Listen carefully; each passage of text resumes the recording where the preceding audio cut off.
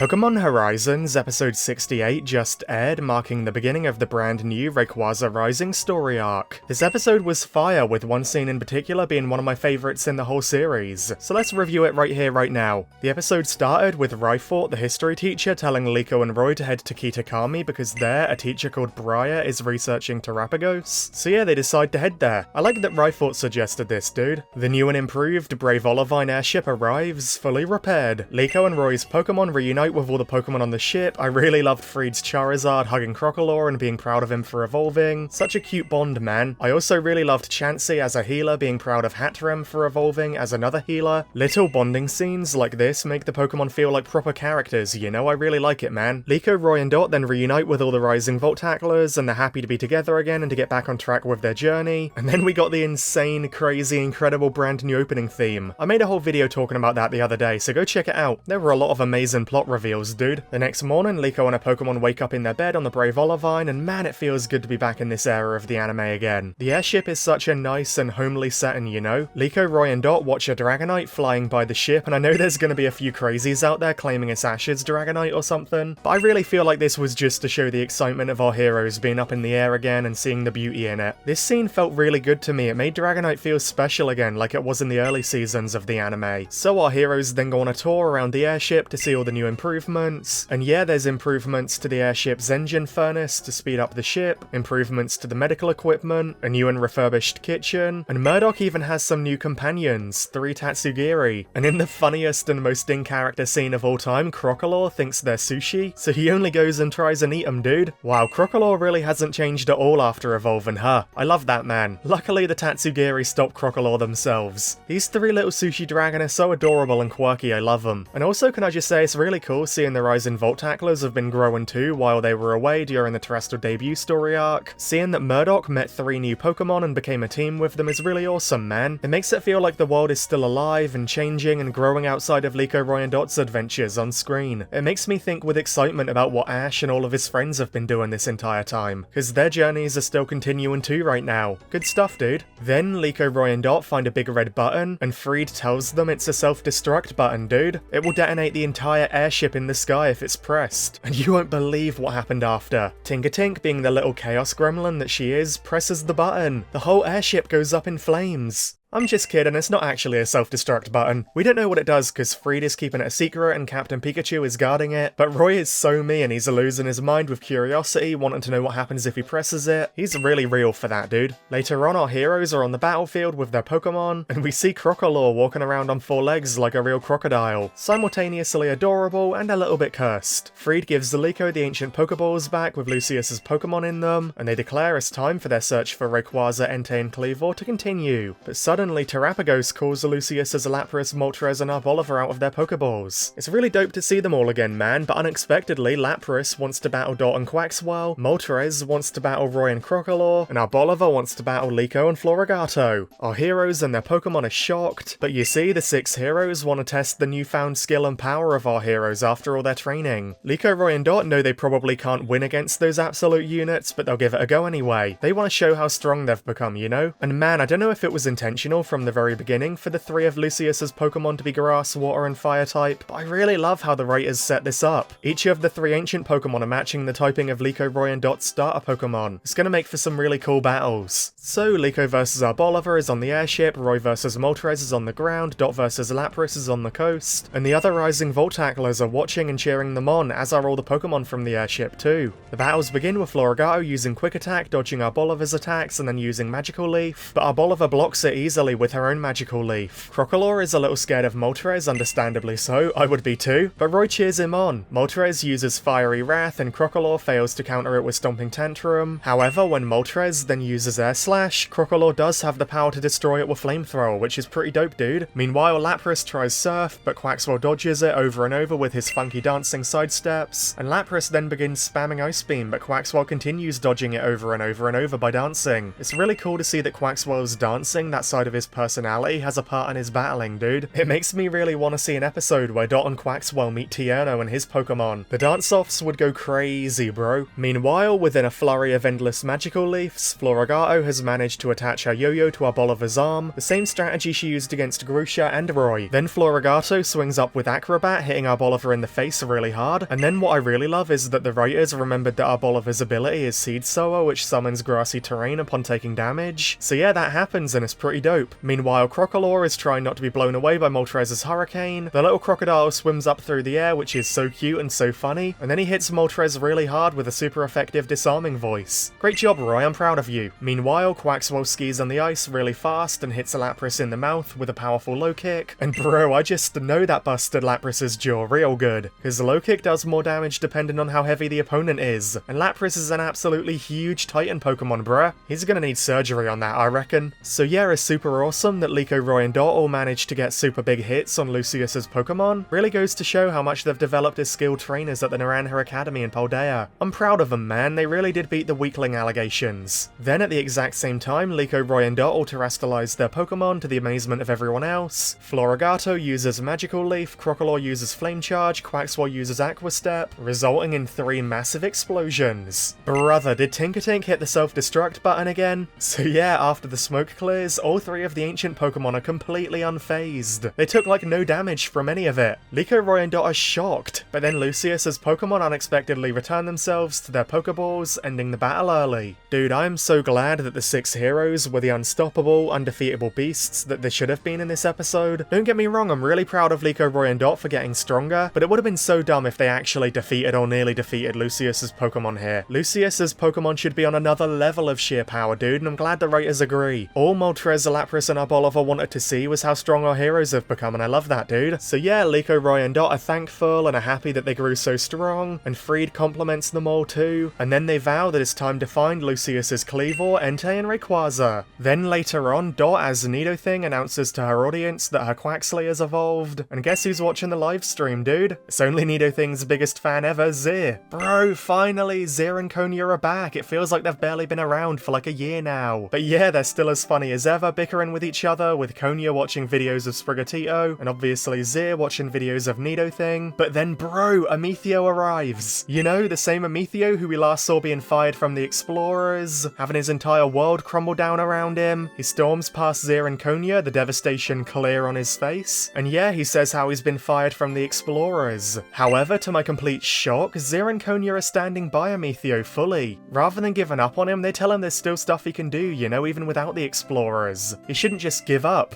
I did not expect that, man. Amethio retorts by telling them that they should get away from him, because they won't ever get promoted in the Explorers if they stay near him. They should just move on and forget about him, you know? But then in the most unexpectedly touching scene ever, Zir says to Amethio that they're friends, they're comrades, you know? Conia agrees and she says that she swore to follow Amethio, to be by his side no matter what. They want to be by Amethio's side, dude. They're not just gonna abandon him because he's no longer part of the Explorers, you know? Amethio is really surprised and looks at them both, and he actually smiles, bro. This is crazy, Amethio smiling? Amethio says thank you and asks them to lend him their power while they try and figure out what to do next, and man, the smiles on their faces say everything. Dude, this entire sequence was my favourite part of the entire episode. One of my favourite scenes in Horizons in general. Seeing Conia and Zir genuinely being good people and cherishing their friendship with Amethio and wanting to be by his side, that really did heal my heart, man. I know Zir and Conia haven't been around much, but they have been around since the very beginning of Horizons, so seeing them being here for Amethio was everything. Really unexpectedly emotional. I think Amethio needed this, you know? I think they're gonna play a big part in Amethio's redemption. I'm so glad they're there for Amethio when he needs them, and I love this trio in general, man. I hope we see more of them in the future, I'm sure we will. Meanwhile, the Rising Voltaclers have arrived at Kitakami, while down in the wilderness of Kitakami we see Perrin from the games trying to take pictures of Lucius's Kleavor. So yeah, they're really setting up the next story arc with with Kleavor being the next of the 6 heroes for our heroes to catch, with Perrin's help of course. Rather than Perrin trying to find Blood Moon Ursaluna in the games, in the anime she's after Kleavor. That's a really cool twist, man, I like it, and that's where the episode ended.